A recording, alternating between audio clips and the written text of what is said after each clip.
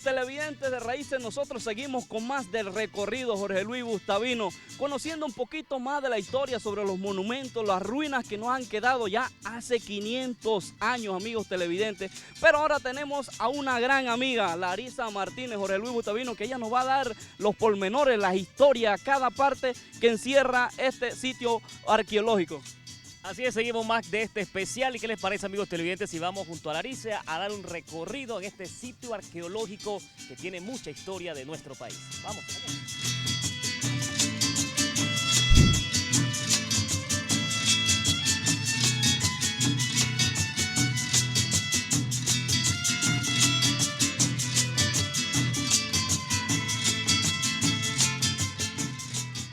Amigos televidentes de Raíces, continuamos en este gran recorrido en este sitio arqueológico de nuestro país que guarda gran cantidad de historia y hemos llegado a un lugar especial de este recorrido, pero para eso nos encontramos con Larisa para que nos cuente cuál es este lugar al que llegamos. Bien, lo que tenemos acá atrás es uno de los fueron los conventos de aquí. Este es el convento y hospital San Juan de Dios, antiguamente llamado San Sebastián. Era el único hospital del pueblo en el cual acudían las personas, principalmente que no tenían suficiente dinero para pagar un médico privado, y también los militares tenían que acudir aquí para su atención. Benito, interesante, mucha historia estamos conociendo en este recorrido. Bueno, yo de aquí, cuando salgo de este especial, voy a ser un experto en historia, porque la verdad hay mucha historia, como usted lo dijo. Y hay otro dato curioso, señora Larisa, joven Larisa, discúlpeme. Cada vez que yo paso por aquí, por estos sitios arqueológicos, me llama mucho la atención. Antes, el transporte, las piedras, tantas piedras que hay aquí, el pegamento que utilizaron, para que nos explique también a los televidentes. Sí, correcto. Las piedras que utilizaron para hacer este tipo de construcciones, sobre todo en los conventos, que eran hechos de piedra, pero eran piedras traídas de los ríos, se llamaban calicantos. Y para pegarlas utilizaban una argamasa, que era una mezcla de agua, arena, cal y conchas también traídas del mar. Alrededor, 500 años también existe. 500 años del sitio, en 1519 es que se funda la ciudad, un 15 de agosto. ¿Cómo harían en esa época para recetar las medicinas? ¿Qué medicamentos utilizaban? Si existía un boticario para ese entonces, ¿qué nos puedes comentar sobre eso? Sí, bueno, en esa época era muy difícil conseguir medicamentos. Mayor parte de lo que se utilizaba eran productos naturales, hierbas naturales, que eran recetadas para su curación. También algo importante, la ciudad no contaba con agua potable, así que era muy difícil para este hospital atender a los casos, sobre todo los casos más graves. Los casos más sencillos, heridas menores, eran curadas, pero los que eran en estado de más gravedad por ese asunto, la falta de medicamentos y de equipos médicos hacía que fuera más difícil la atención. Bueno, y también forma parte declarada ¿en qué año más o menos? Bueno, declarada como patrimonio en 1997. Aquí también se formaron los grupos étnicos, tengo entendido, ¿verdad? Sí, correcto. Los que habitaban este sitio eran los indígenas de nombre Cueva. Se les puso este nombre, los españoles les ponen el nombre de Cueva porque hablaban un lenguaje totalmente distinto, digamos, a lo que ellos conocían o habían escuchado anteriormente. Siendo ellos de aquí, tuvieron que irse a otras partes del país. Correcto. Con la llegada de los españoles, los Cuevas tuvieron que movilizarse hacia las afueras de la ciudad. ¿Y ellos formaron parte de los españoles siendo? Bueno, solamente entraban a la ciudad como sirvientes o esclavos, en el caso de los negros, para poder trabajar para ellos. De otra forma no podían volver a la ciudad. Bueno, Jorge Luis, seguimos recorriendo. Así es, Benito, amigos televidentes, conociendo un poquito más de la historia de nuestro país, vamos a seguir en este recorrido, en este especial que ha preparado Raíces en los 500 años de nuestro país.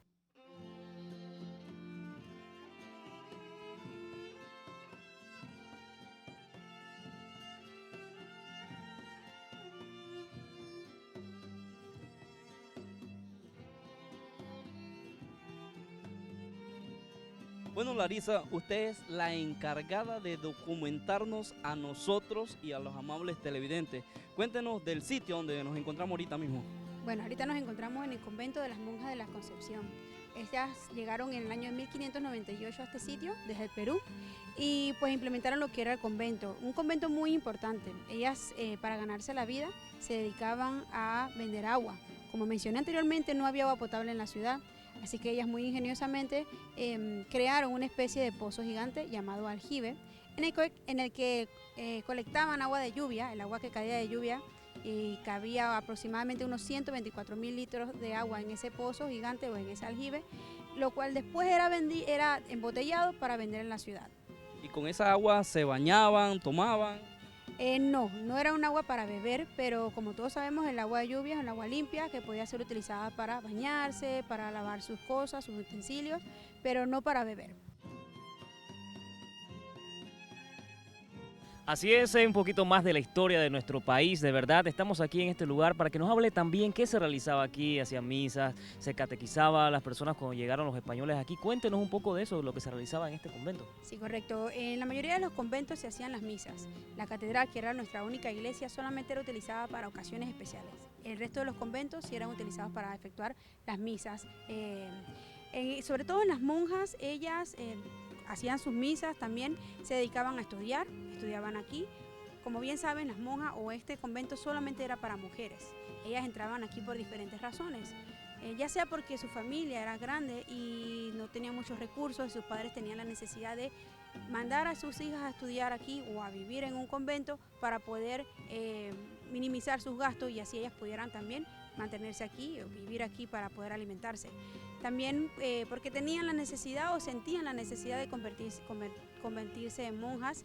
Y por último también las que pensaban que no se iban a casar o se sentían ya solteronas después de ciertas edades, preferían entonces venir al convento y convertirse en monjas.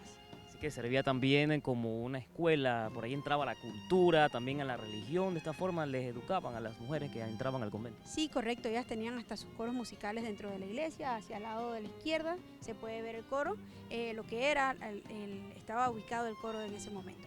Y del lado de acá podemos observar el aljibe, que era lo que ellos utilizaban para poder ganarse la vida y poder vivir constantemente pues como monjas en este convento. Interesante, amigos televidentes, Benito, cómo recogían el agua lluvia para utilizarla y también venderla algo económicamente para utilizarla en esa época, Benito. Sí, Jorge Luis Butavino, en cuanto a los baños, usted me habló, ¿cómo hacían ellos para bañarse, para hacer sus necesidades en ese tiempo? Bien, dentro de las casas de los españoles aquí en esa época existía una habitación que en toda casa es importante, que es el baño, por supuesto. Pero para esa época no existían los inodoros como tenemos ahora, como tal. Ellos utilizaban unos bacines o bacenillas que le llamaban y eran una especie de jarrones o jarras de cerámica en la cual hacían sus necesidades humanas, pero con una historia muy particular. Ellas tenían a sus sirvientas que eran las que se encargaban de botar esas aguas o esos desechos humanos. ¿Cómo lo hacían? Generalmente las casas aquí de la ciudad tenían 2 plantas y en la planta de arriba estaban las habitaciones. Así que los baños quedaban arriba. ¿Qué hacían ellas, las sirvientas? Se asomaban a las ventanas, porque en esa época habían personas viviendo aquí, se asomaban a la ventana y gritaban una frase que decía agua va.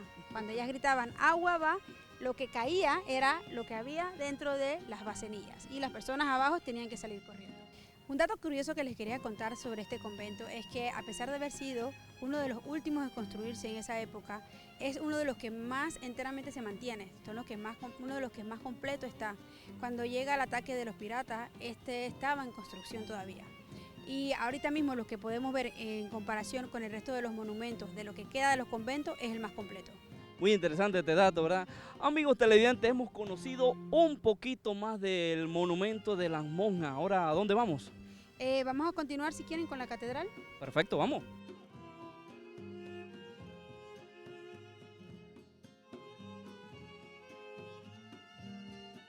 Amigos televidentes, qué orgullosos nos sentimos y contentos de estar conociendo más de la historia de nuestro país en estos 500 años. Por supuesto, llegamos en este recorrido al convento de la Compañía de Jesús. Para que nos hables, aquí estaban los llamados educadores, los que eran encargados de educar a la población.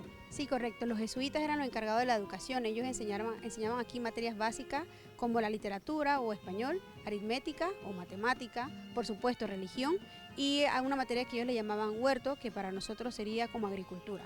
Este fue uno de los últimos conventos en fundarse, al igual que el convento de las monjas de la Concepción. Fue entre los años 1578 y terminaron de construirse en 1582.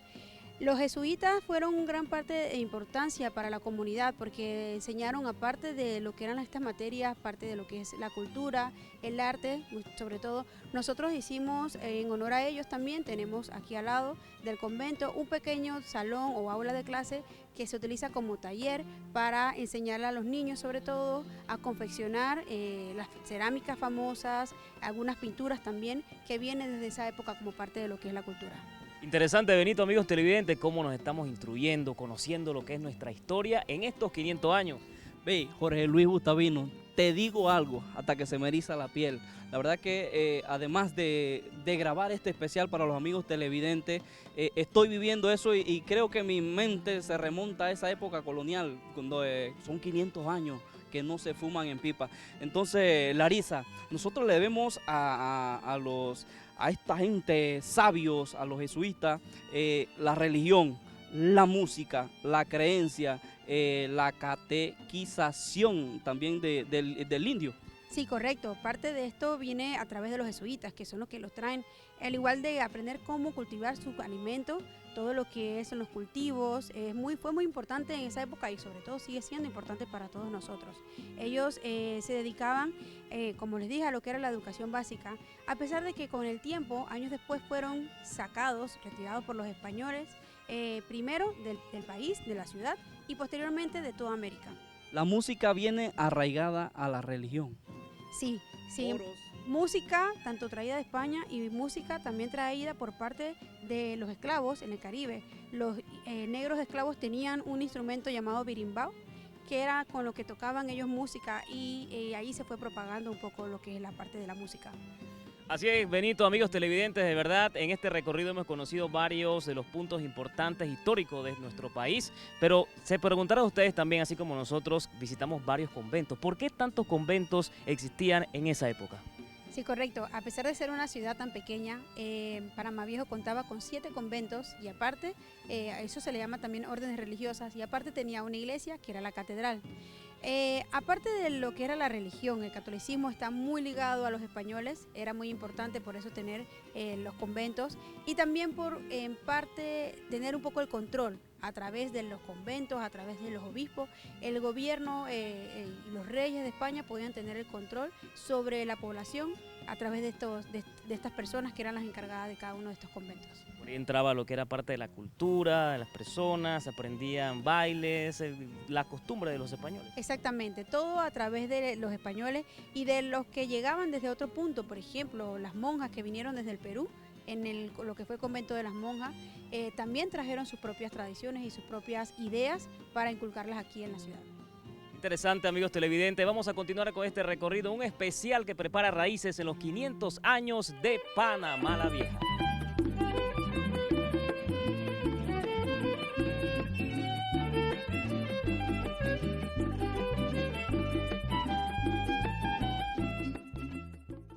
Así es, Larisa, nos encontramos aquí con uno de nuestros símbolos, como tú lo mencionabas, nuestro emblema, donde también funcionaba la torre de vigilancia.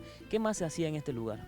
Sí, correcto. Como te mencioné, era la torre de la catedral, era un sitio de vigilancia y también un campanario. Cada vez que sucedía una actividad aquí, ya sea porque pasaba algo fuera de lo normal, tanto en las costas o en la ciudad, se utilizaban las campanas para avisar del suceso. Esta torre es ahorita mismo un mirador, nosotros lo tenemos instalado como un mirador con 115 escalones, son 3 niveles en el que se puede observar desde el punto más alto parte de lo que es el Océano Pacífico, que era lo que ellos vigilaban, sobre todo observar que no viniera ningún tipo de barco que no fuera bandera española principalmente. Precisamente desde ahí entonces se daba la voz de alerta a toda la población. Exacto, esa era la manera como alertaban a la población. Le vamos a agradecerle a Larisa por compartir tus conocimientos con nosotros y con los amigos televidentes en este especial que estamos preparando de Raíces, 500 años de nuestro Panamá la Vieja. Así es, Jorge Luis Gustavino, y yo le tengo un dato, un mensaje a esos televidentes que nos están viendo en este especial de los 500 años de fundación de Panamá la Vieja. Si ustedes conocen su historia, también está desconociendo su identidad. Venga, yo le invito aquí a Panamá la Vieja y pregunte por Larisa Martínez y ella con mucho gusto le hará todo el recorrido. Mientras Larisa se va, nosotros nos vamos a una pausa y enseguida estamos con mucho más de Raíces celebrando los 500 años de fundación de Panamá la Vieja, compa. ¡Au, au! ¡Ay, ay, ay!